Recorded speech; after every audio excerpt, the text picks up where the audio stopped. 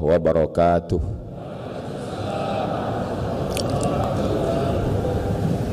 Cantik bintang di tengah malam, cantik bunga di tengah taman. Dari bunyi sambutan salam, nampaknya jamaah belum makan. Apa kabar Bapak Ibu semua? Alhamdulillah. Allahumma salli ala Sayyidina Muhammad wa ala ali Sayyidina Muhammad. Yang sama kita hormati Bapak Gubernur Bank Indonesia beserta Ibu Deputi Gubernur, pejabat-pejabat BI, Bapak Ibu hadirin hadirat, 46 cabang BI baik yang dalam negeri dimanapun berada, hadirin hadirat, muslimin muslimat, solihin solihat yang belum kawin dan belum sunat. Sedulur sederek sedaya, muga-muga sing melu acara iki padha kabeh mlebu nang surga. Amin ya rabbal alamin. Acara kita adalah tarhib. Tarhib itu diambil dari 3 huruf. Ra, ha, ba. Rahaba, tarhib. Rahaba artinya tanah lapang. Tanah yang lapang, yang luas, itu disebut dengan rahab. Ungkapannya marhaban.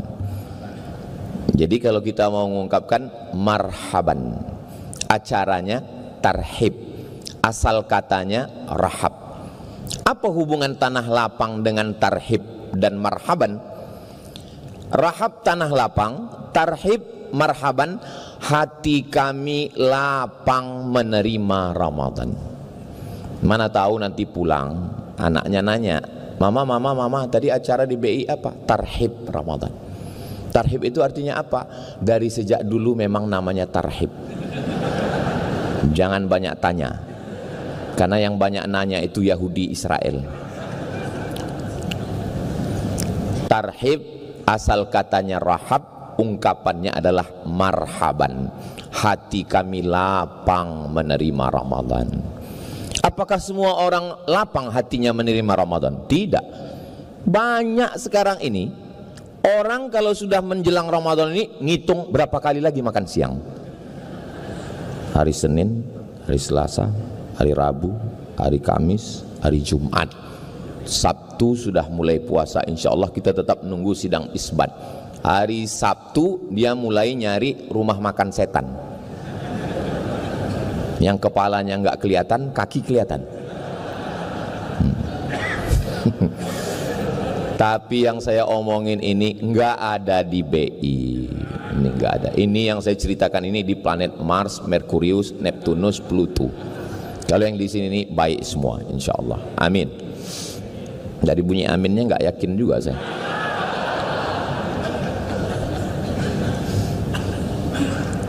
Marhaban ya Ustaz Abdus Somad, hati kami lapang menerima Ustaz. Marhaban ya Ramadan, makanya dilantunkan dalam lagu. Marhaban ya Ramadan, tiba-tiba Ramadan. Karena dia rasanya baru kemarin lapar, ini kok lapar lagi. Lalu kemudian tema kita luar biasa, memperkuat spiritual.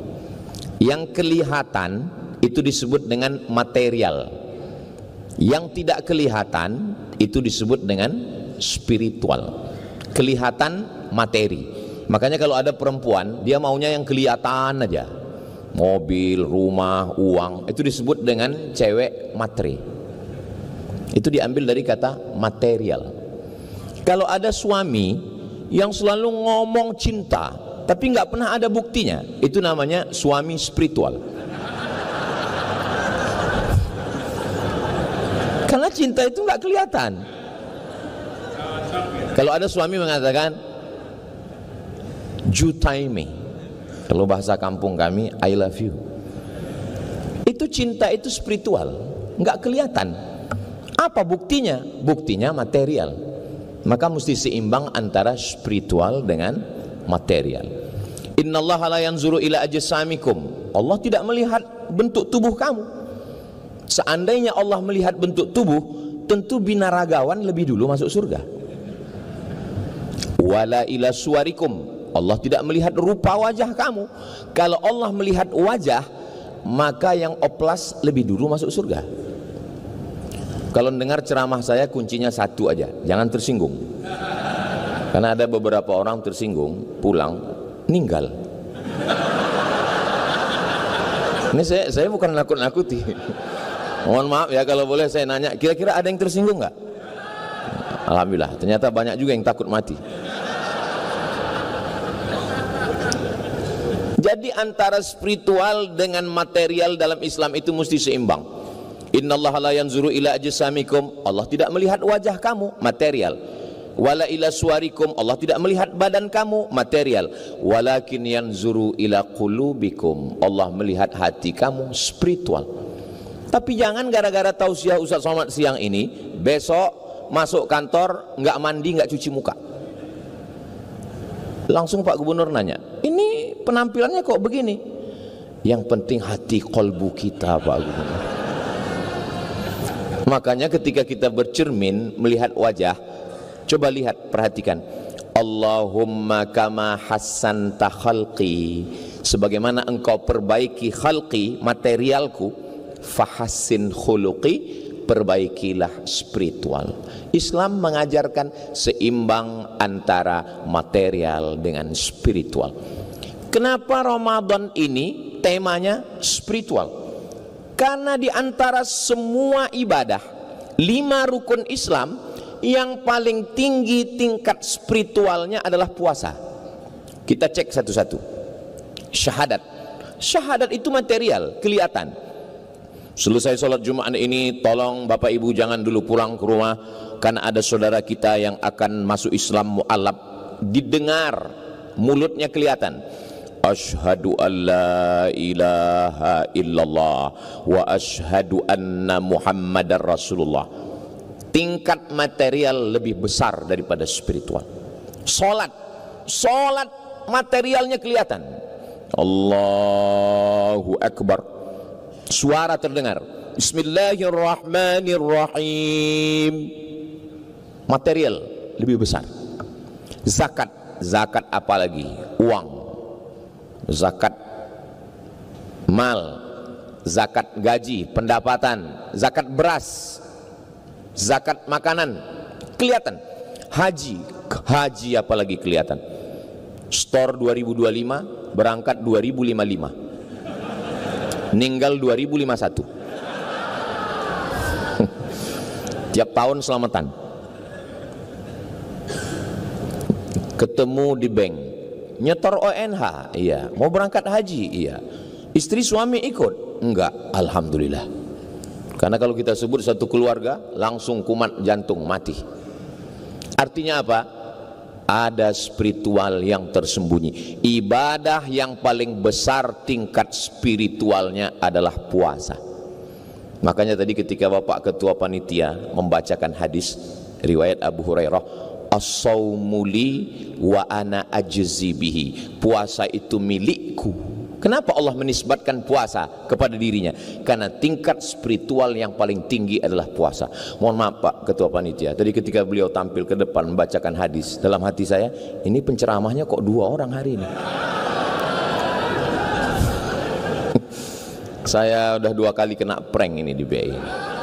Tadi begitu adik-adik kita yang suaranya luar biasa, itu saya sangka diundang dari luar pemain naturalisasi. Ternyata pegawai BI juga.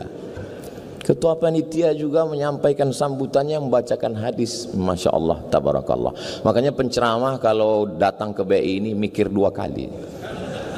Saudaraku yang dimuliakan Allah Subhanahu wa ta'ala, dimulai spiritual itu ditajamkan dari mulai niat. Niat itu letaknya di sini. Kata Imam Jalaluddin Abdurrahman As-Suyuti, mahallun niyati al-qalbu, letak niat adalah qalbu. Nama kitabnya Al-Ashbah wan Nazair. Enggak Pak Ustaz, niat itu letaknya di sini. Nawaitu sauma ghadin an ada'i fardhi syahri Ramadan hadhihi sanati lillahi ta'ala. Mulut hanya menguatkan hati. Kalau hati sudah kuat, mulut enggak perlu. Makanya kalau ada istri yang nyuruh suaminya mengucapkan I love you, itu artinya kurang kuat di sini, minta di sini. Kalau yakin dia nggak perlu.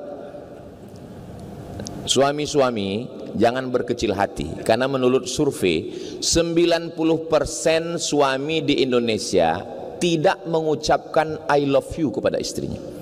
Karena memang suami banyak yang malu. 90% mereka lebih banyak mengungkapkan itu ke istri orang lain. Tapi bukan di BI. Di BI ini baik semua. Kan kelihatan dari wajahnya orang-orang soleh semua. Ustaz tahu dari mana? Dari senyumnya yang lepas itu. Itu senyum yang lepas, itu material. Bahwa spiritualnya juga lepas. Orang kalau terkunci di dalam, senyumnya juga terkunci, nggak bisa lepas. Saya beberapa tempat itu ceramah, saya pancing dengan pantun, nggak bisa lepas. Ketawanya terbatas. Nggak bisa lepas. Tapi ini Masya Allah, saya menyangka di kantor ini yang paling tinggi jabatannya itu adalah gubernur. Ternyata di sini tidak. Buktinya di atas lebih banyak, lebih tinggi lagi. Hai guys. Masya Allah, tabarakallah. Memang acara kita yang material ini nih, yang material. Tapi yang spiritual, yang jamaah tidak kelihatan, 46 kantor ada, tapi nggak kelihatan. Jadi kalau yang ngikuti acara pengajian itu offline langsung, itu surganya juga offline.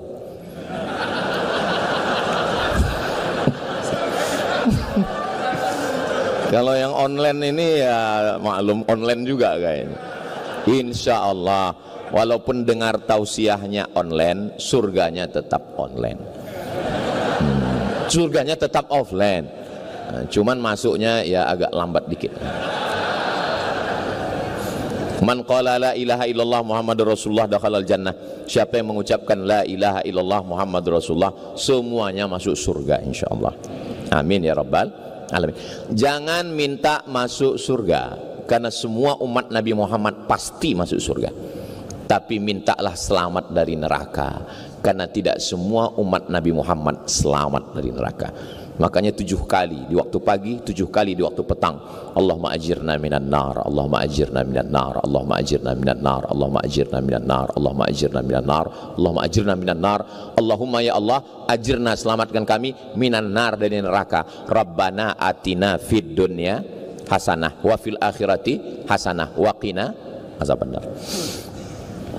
Allahu akbar. Material, tangan kelihatan, mulut kelihatan, suara terdengar, material, tapi spiritual di dalam. Saya sholat zuhur 4 rakaat wajib ngikut imam, jadi makmum adaan lillahi ta'ala. Allahu akbar. Oh, jadi kalau begitu niat itu di sini, niat di dalam. Lalu kenapa orang ngomong usolli fardhu? Supaya hatinya tidak kacau. Habis dari kantor, habis buka handphone, belum ada ngomong apa-apa, langsung tiba-tiba Allahu akbar. Ini sholat zuhur apa sholat asar ya? 3 rakaat apa rakaat ya? Nggak bisa begitu. Maka untuk menguatkan hati, saya yakin ini semua tidak jamaah ini tidak semuanya pakai usolli. Yang mau pakai usolli silakan, usolli fardhu zuhri. Yang nggak mau pakai usolli ya sah, karena niat di dalam. Jangan kelahi. Dulu kelahi antara yang usolli dengan nggak usolli. Alhamdulillah sekarang udah nggak kelahi, karena sama-sama nggak sholat.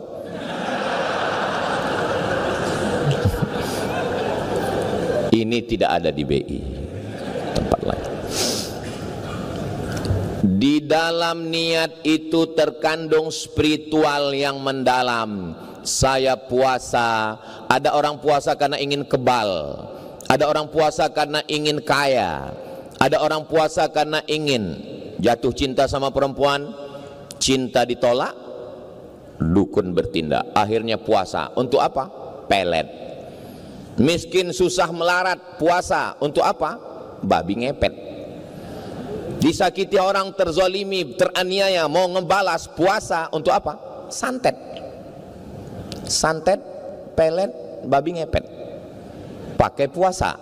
Dalam Islam bukan. Puasa gunanya adalah untuk menajamkan kolbu spiritual. Nawaitu sauma ghadin an adai fardhi syahri Ramadan hadhihi sanati lillahi ta'ala. Saya nggak bisa bahasa Arab Pak Ustadz. Ya pakai bahasa Indonesia. saya puasa besok hari karena Allah Ta'ala. Saya kalau pakai bahasa Indonesia rasanya kurang dalam Pak Ustadz. Pakai bahasa saya, aku saiki niat poso sisuk lillahi ta'ala. Pakai bahasa Minang lah Pak Ustadz, ambo ariko bapuaso lillahi ta'ala. Kita orang Indonesia, tapi kita punya suku dan berbangsa-bangsa, dan kita berbahasa. Saya sampai hari ini, walaupun saya sekolah di Mesir, di Maroko, tapi kalau berdoa saya tetap pakai bahasa Indonesia. Doa itu di awal itu saja yang kita pakai bahasa Arab. A'udzubillahi minasyaitonirrajim. Bismillahirrahmanirrahim. Alhamdulillahirabbil alamin. Wassalatu wassalam. A'udzubillah, bismillah, alhamdulillah, sholawat. Sisanya pakai bahasa kita masing-masing. Dari mulai niat, lalu kemudian di siang Ramadan, disitulah spiritual kita sedang ditajamkan setajam-tajamnya. Jam menunjukkan pukul 1. Lapar melilit, halus, hangus, haus membelit, tenggorokan terbakar kering. Masuk ke toilet kamar mandi Masjid BI. Wow, ada cincau. Tutup kunci pintu toilet, lihat ada air. Andai ada pegawai karyawan yang memasukkan air ke mulutnya, jangankan satu teguk, satu ember, nggak ada yang tahu. Tapi kenapa dia tidak melakukan itu? Dia sedang ditajamkan spiritual. Saya sedang bersama dengan Allah. Padahal kalau dia mau, dia teguk itu air banyak-banyak, habis itu keringkan bibir, keluar dari kamar mandi, miringkan kepala, gaya agak mati. Bisa aja. Tapi dalam hatinya menolak, nendang rasanya. Saya munafik, saya bohong. Coba perhatikan nanti waktu bulan puasa. Kumur-kumur memasukkan air ke mulut sekali, ludahnya sampai 5 kali. Padahal air itu sekali ludah sudah keluar. Kenapa? Ada rasa takut kepada Allah Subhanahu wa ta'ala. Siang-siang lagi nyantai, tugas lagi ringan, tiba-tiba ada yang nelpon. Mbak, teh, katanya suami si anu, anak si anu, kamar si anu, anak si anu, suami si anu, kabar si anu, gimana kabarnya? Shh. Jangan bicarakan aib orang lain. Kenapa? Kita sedang puasa, tajam spiritualnya. Terus ngobrol kita ini gimana? Nanti habis maghrib kita lanjutkan.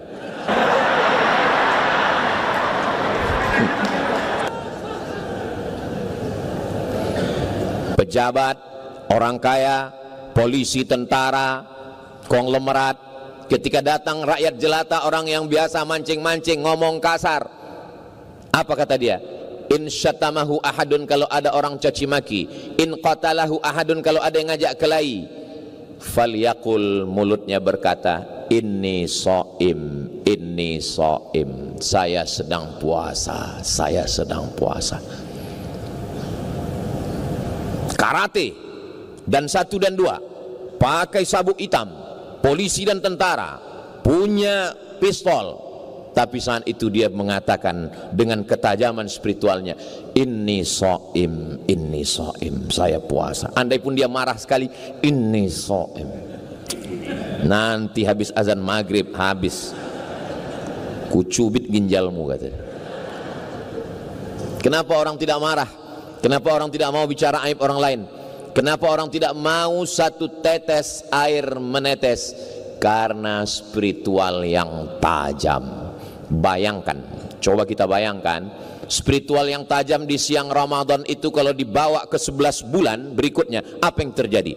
Inspektorat Jenderal bubar, Badan Pengawas Keuangan istirahat, KPK agak ringan bebannya sedikit. Begitulah tajamnya spiritual. Lalu kenapa umat Islam terbesar di dunia, kenapa kita tidak bisa menajamkan itu?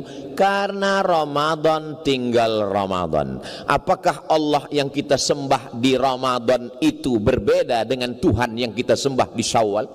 Sama. Allah la ilaha illa huwa.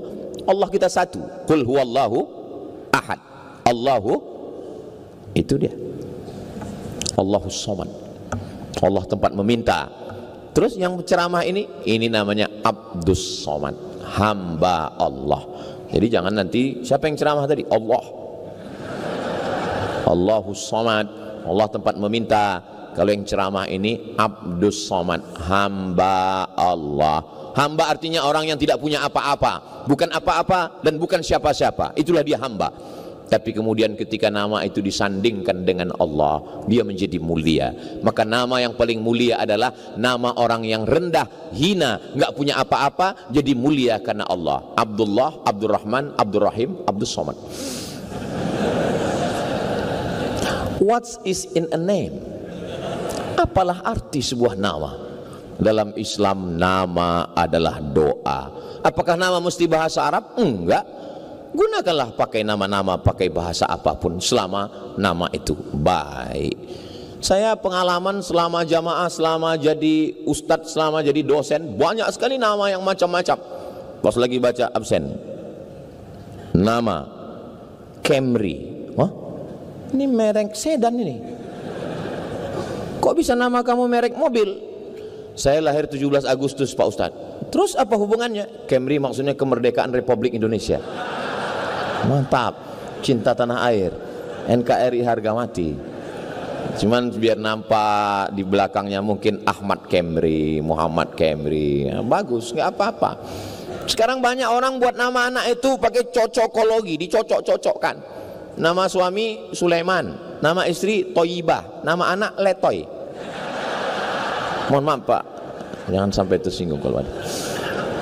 Saudaraku yang dimuliakan Allah Subhanahu wa Ta'ala, kira-kira lebih banyak yang material atau yang spiritual? Kalau saya nanya, jamaah jangan merasa tertekan, stres, galau. Saya termasuk penceramah yang gak suka menekan, nakut-nakuti jamaah. Jadi kalau dalam ceramah itu nanti saya ada nanya, diam aja, nanti saya jawab sendiri. Apakah manusia itu lebih banyak material atau spiritual? Lebih banyak. Nggak usah dijawab, saya jawab sendiri. Lebih banyak spiritual.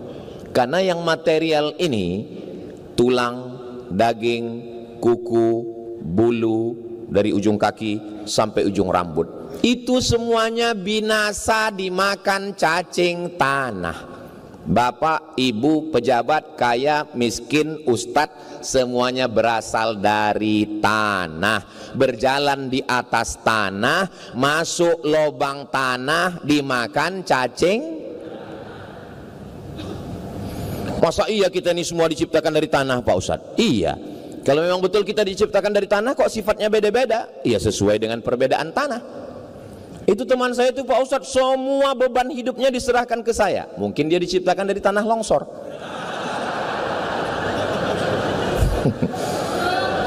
Ini Pak Ustadz teman saya ini ngajak kelahi aja, berarti dia dari tanah sengketa. Makanya kalau ngaji itu, tolong jangan sampai ngaji siang ini dipakai untuk ngukur orang lain. Kita kalau sudah ngaji, biasanya orang kalau sudah dapat meteran, itu dipakai untuk ngukur orang lain atau ngukur dirinya? Ngukur orang lain. Orang kalau sudah dapat 1 meteran, ngukur. Oh, kamu kurang 1 meter. Tolong kalau ngaji ngukur diri sendiri. Saya nggak mau selesai ngaji ini besok semuanya ngobrol. Si Anu tanah timbun, si Anu tanah sengketa. Jangan. Kita sedang mengkaji diri kita sendiri. Yang saya khawatir nanti setelah habis teman-temannya muncul, Ustaz Somad itu kira-kira tanah apa ya? Ustaz Somad itu kayaknya tanah liat. Saudaraku yang dimuliakan Allah Subhanahu wa Ta'ala, kita sebagai material sekarang, saya lahir, aduh ketahuan ini umur berapa? Saya lahir 1977. Sekarang baru berarti sekitar 27 apa berapa? Sekarang udah 48. Kalau umur saya ditakdirkan Allah SWT 60, 70, 80, anggaplah 80 meninggal. Tapi kita di alam barzah, di alam kubur jauh lebih lama. Jadi di alam material ini kita sebentar sejenak. Di alam material, setelah itu di alam spiritual, alam barzah. Apa di alam barzah itu kita hidup Pak Ustadz? Ya. Mana dalilnya bahwa di alam barzah itu kita hidup? Saya mau ke airport. Kemarin saya ziarah ke makam Pak almarhum Syafruddin, mantan Wakapolri. Lalu kemudian ketika saya masuk di pemakaman Kalibata, makam pahlawan, saya ucapkan salam. Assalamualaikum ya ahla diyar minal mu'minin wa inna insyaallah bikum lahiqun yarhamullahul mustaqdimina wal mustakhirin nas'alullah lana wa lakumul afiyah. Itu adab kita kalau ziarah kubur. Saya enggak hafal doa yang panjang Pak Ustadz, saya kasih doa minimalis. Assalamualaikum ya ahlal kubur. Payah juga ngapalnya Pak Ustadz, enggak usah baca, gerakkan aja mulut. Mana tahu bahwa anak-anak kita ngelihat, papa kok enggak membaca katanya. Paling enggak kita ada alasan kan. Tolong nanti menjelang Ramadan yang ada tradisi ziarah kubur, itu lihat pamflet, baleho, banyak yang tempat itu enggak ada tata cara adab. Tolong print kan, buatkan baleho setengah seperempat ini adab-adab ziarah kubur, mengucapkan salam, kirim Al-Fatihah, panjang waktu baca Yasin. Karena ini kalau tidak dijelaskan, banyak orang sampai ke makam ambil handphone, selfie, update status, pulang. Kita itu menunjukkan bahwa alam barzah, walaupun dagingnya, tulangnya, kukunya sudah menyatu dimakan tanah, tapi dia tetap hidup di mana? Spiritual, yang disebut dengan roh. Apakah orang-orang barat, Amerika, Eropa itu percaya kepada spiritual? Ya. Dari mana Ustaz tahu orang barat itu percaya spiritual? Ketika kapal akan tenggelam di tengah laut, dia akan memakai obor, dia akan pakai bendera, minta tolong ke helikopter. Apa kata dia? SOS. Apa itu? Save our soul. Soul adalah spiritual, roh. Seandainya mereka tidak percaya kepada roh, tidak percaya kepada kolbu, tidak percaya kepada spiritual, mereka akan mengatakan save our body, selamatkan badan kami. Kita sebagai orang Indonesia, terlepas dari agama apapun, kita percaya kepada spiritual. Mana buktinya?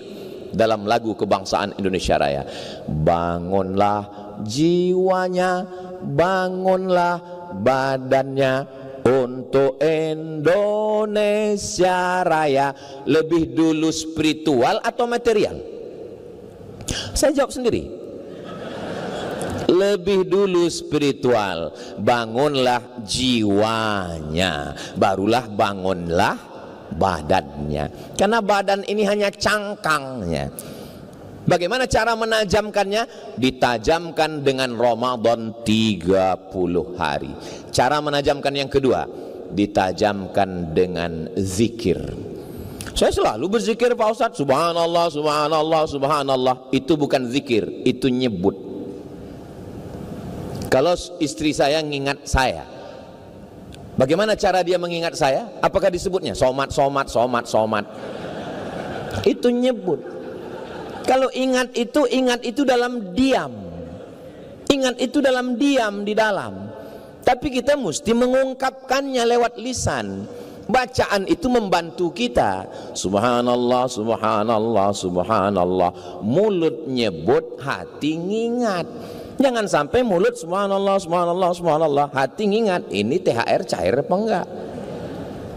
Itulah mesti ada koneksi antara kolbu dengan lisan. Makanya kata Nabi SAW, ala fil jasadi mut'ah. Di dalam jasad dari ujung rambut sampai ke ujung kaki ini ada satu gumpal, ada satu kepal, sesuai dengan sebesar gumpalan tangan saya. Jadi saya kebetulan tangan saya sebesar ini, jantung saya pun sebesar ini. Berdegup, berdetak di jantung sebelah kiri, 2 jari di bawah. Terasa itu degupnya. Itu yang normal. Kalau yang nggak normal, biasanya jantung itu tidak normal karena 2. Yang pertama jatuh cinta, yang kedua jatuh tempo. Yang nakal itu kolesterol, bukan. Yang nakal itu diabetes gula darah, bukan. Yang nakal itu adalah karbohidrat, bukan. Yang nakal itu adalah pikiran. Pikiran mempengaruhi detak jantung.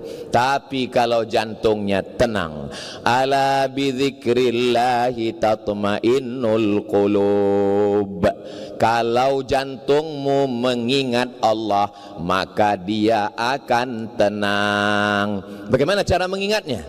Bangun tengah malam, matikan TV, matikan kipas, matikan handphone, matikan semua, duduk dengan tenang, terdengar suara jantung. Itulah diiringi dengan kalimah Allah, Allah, Allah, Allah, Allah, Allah, Allah, Allah, Allah, Allah, Allah, Allah, Allah, Allah, Allah. Tidak bersuara, karena zikirnya di dalam. Selama hayat di kandung badan. Tapi jangan gara-gara ini nanti habis sholat nggak ada zikir semua. Assalamualaikum warahmatullahi wabarakatuh semua. Kamu kenapa nggak berzikir? Zikir itu dalam kolbu, kata Ustaz Somad. Nanti saya yang kena. Kita tetap subhanallah, subhanallah, walhamdulillah, wala ilaha illallah, wallahu akbar, wala haula wala quwwata illa billahil aliyyil azim. Menajamkan spiritual dengan zikir. Orang berzikir di masjid biasa, berzikir ketika di samping Ka'bah, subhanallah walhamdulillah wala ilaha illallah wallahu akbar, biasa. Di mana baru nampak zikir? Ketika datang orang bawa uang 1 koper untuk menyogok kita, dan di saat itu kolbu kita hidup berkata Allah, Allah, Allah, Allah, Allah, Allah, Allah. Itulah dia zikir. Banyak orang berzikir di masjid, banyak orang berzikir di Ka'bah, banyak orang berzikir di Masjidil Haram, tapi ketika di kantor stop. Orang memenjarakan Tuhan dalam masjid. Dipenjarakannya Tuhan dalam masjid, dikunjunginya 1 hari 5 kali. Syukur, masih ada yang mengunjunginya setahun sekali, hari raya Idul Adha, sambil bawa kupon ngambil daging kurban. Kapan ketika membuktikan zikir? Ketika tiba-tiba masuk WhatsApp, WA, hai sayang, ini nomor Ustadz Somad ya. Ketika itu dia hidup Allah, Allah, Allah. Itulah yang disebut dengan zikir. Ustaz sudah pernah? Belum. Sab'atun yuzilluhumullah, orang yang dapat naungan Allah, yauma la zilla illa zilluh. Ketika pada hari itu tidak ada naungan kecuali naungan Allah.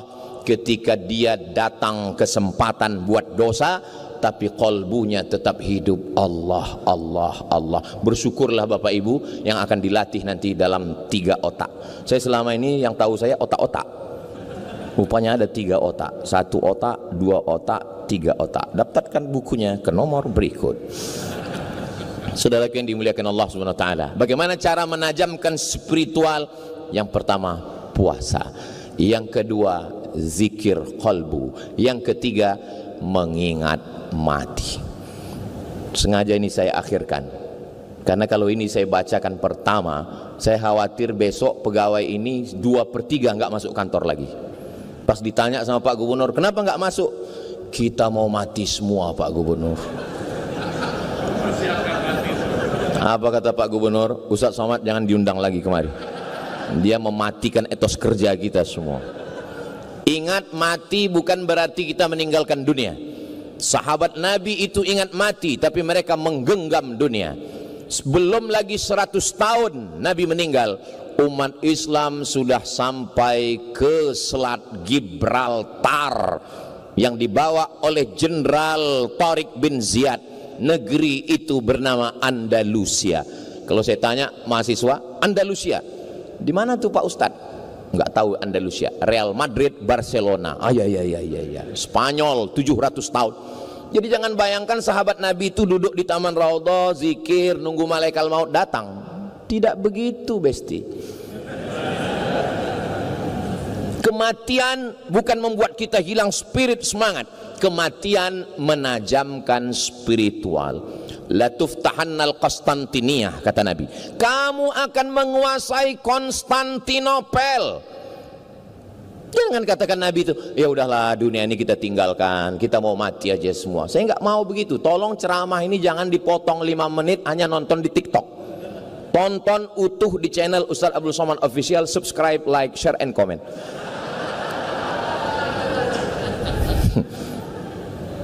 Ini saya tulis ketika saya kena penyakit COVID. Hari pertama tenggorokan saya rasa dicekik. Hari kedua penciuman hilang. Saya ambil parfum, saya cium, hilang. Lalu saya merasa ini nggak lama lagi mati aku ini.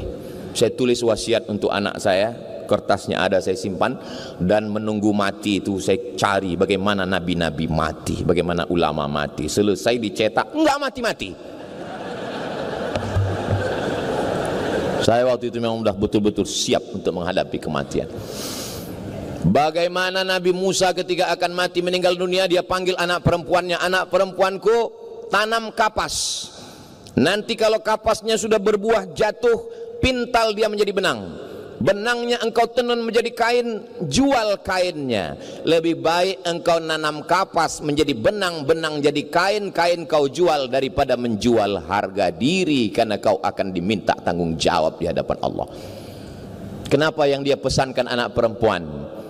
Mudah-mudahan bapak ibu yang punya anak perempuan dijaga Allah subhanahu wa ta'ala. Man ala thalatha banatin, siapa yang punya 3 anak perempuan, fa'addabahunna, dia jaga dengan baik, wa zawwajahunna, dia nikahkan dengan orang baik-baik, wa ahsana ilaihinna, dia buat baik sampai mati, falahul jannah, dia masuk surga. Di antara bapak ibu yang punya 3 anak perempuan sudah punya kunci surga. Yang baru punya 2 tambah lagi. Ustaz Somad belum punya anak perempuan. Saudaraku yang dimuliakan Allah subhanahu wa ta'ala. Lalu kemudian Nabi Muhammad sallallahu alaihi wasallam berada di atas pangkuan Sayyidatuna Aisyah. Lalu kemudian apa kata Nabi SAW? As-salah, as-salah, jangan tinggalkan salat, jangan tinggalkan salat. Wa ma malakat aimanukum, perempuan hamba sahaya, budak, waktu itu itulah makhluk yang paling lemah. Jangan aniaya orang. 2 pesan Nabi menjelang kematian. 1, solat kepada Allah. 2, jangan zolimi orang. Bagaimana dengan Abu Bakar Siddiq? Abu Bakar Siddiq berpesan, nanti kalau aku mati kuburkan aku dekat Nabi. Bawa jenazahku, ucapkan salam ke pintu makam Nabi. Kalau terbuka pintunya, masukkan jenazahku. Kalau pintunya tertutup, bawa aku ke pemakaman Baqi. Panjang umur, sehat badan, mudah-mudahan kita nanti umroh akbar bersama Ustaz Abdul Somad. Ongkos tanggung masing-masing. Begitu Abu Bakar Siddiq radhiyallahu anhu meninggal, dibawa jenazahnya ke pintu makam Nabi, diucapkan salam. Assalamu alayka ya Rasulullah, assalamu alayka ya Habiballah, assalamu alayka ya khaira khalqillah, assalamu alayka ya safwatallah. Jatuh gemboknya, terbuka pintunya. Dimakamkanlah Abu Bakar Siddiq di samping makam Sayyidina wa Maulana Muhammad sallallahu alaihi wasallam. Lalu kemudian bagaimana? Di sini tidak hanya cerita tentang orang yang baik-baik. Ada satu panglima perang Ats-Tsaqafi. Ulama dia bunuh, sahabat Nabi dia pukul, dia hinakan. Bagaimana Allah membalas dia? Mengerikan. Jangan kemana-mana, kita lanjutkan setelah yang satu ini. Biasa kalau di TV gitu. Bagaimana Allah membuat dia sakit. Dia sakit di dalam badannya ini tidak tertahankan. Datang sahabat Nabi namanya Anas bin Malik. Kata dia kepada Anas bin Malik, wahai Anas bin Malik, engkau sahabat Nabi, doamu terkabul. Aku tidak minta engkau berdoa supaya aku sembuh. Jangan doakan aku sembuh, doakan aku cepat mati, aku sudah tidak tahan. Maaf, beribu maaf. Diambil daging sepotong, dimasukkan ke anusnya, ditarik pakai benang, baru ditarik pakai benang, itu ulat-ulat sudah lengket di dalam daging itu. Begitulah dia tersiksanya sampai akhirnya dia mati. Apa kata dia? Ya Allah, aku meminta kepadamu supaya matikanlah aku, saking tidak tahannya. Mudah-mudahan kita semua melewati ini dalam keadaan husnul khatimah insyaallah. Tadi saya diberikan waktu Ustadz 40 menit sampai pukul 2 sudah selesai, alhamdulillah. Nanti di masa akan datang kita bahas dalam waktu yang lebih panjang lagi insyaallah. Menangkap puyuh di Bukit Selasih. Thank you dan terima kasih.